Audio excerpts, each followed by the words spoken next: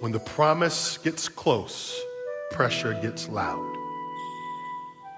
Verse 17 says, the promise drew near. Look at what happened. Growth didn't bring relief, it attracted resistance. And anytime you grow in your life, anytime you are changing, anytime you're maturing, it brings resistance.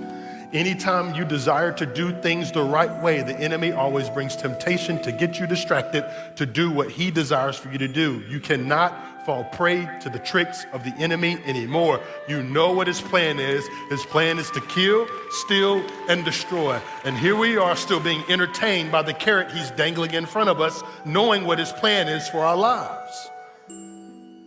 Don't get distracted by pressure. Pressure is proof that you are getting close to the promise God has given you. God's promise was advancing silently, but fear was getting organized and running rampant. Pressure is often proof that the promise is maturing right before your very eyes. So oppression is not the absence of God, it's often the evidence of his proximity.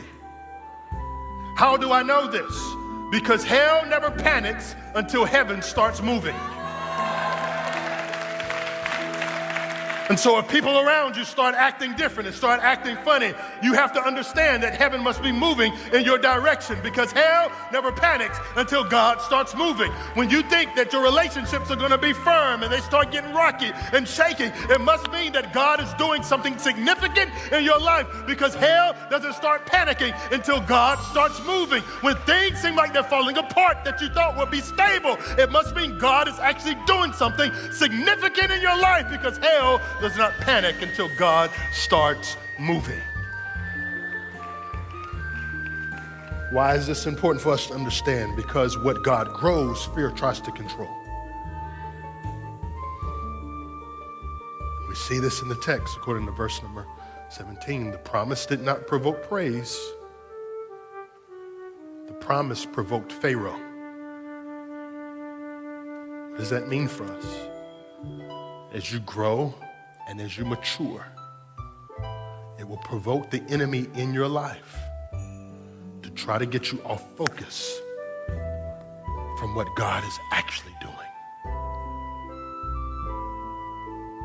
Pressure doesn't mean that you're behind. Pressure means you're actually on time.